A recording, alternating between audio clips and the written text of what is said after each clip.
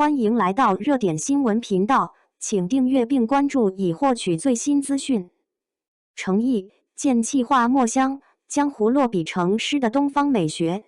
若论诚意的书卷气，必先提他那张非典型古装脸。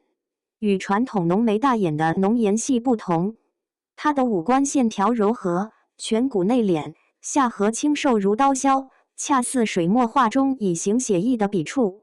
这种含蓄之美，与东方文化中藏而不露的审美哲学完美契合。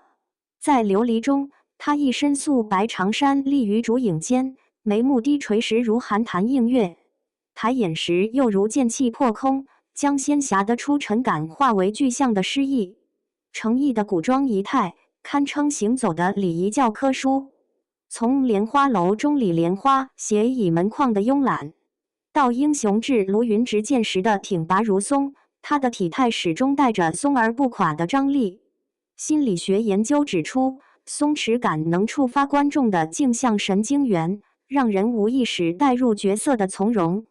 更难得的是，他精准复刻了古代文人的肢体语言，握剑时拇指摩挲剑柄的细节，暗喻对规则的质疑；与孩童对话时屈膝平视的姿态，则透出市井烟火中的平等意识。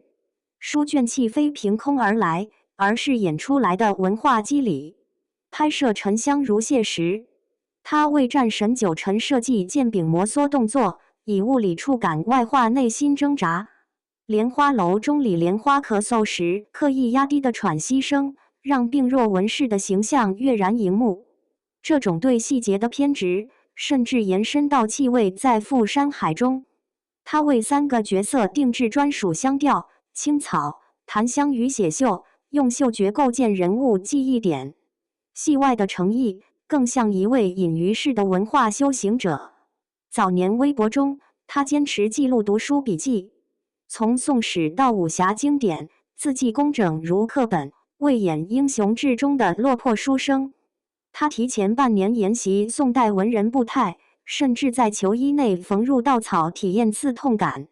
这种笨功夫让他的表演褪去浮华，多了份富有诗书气自华的沉淀。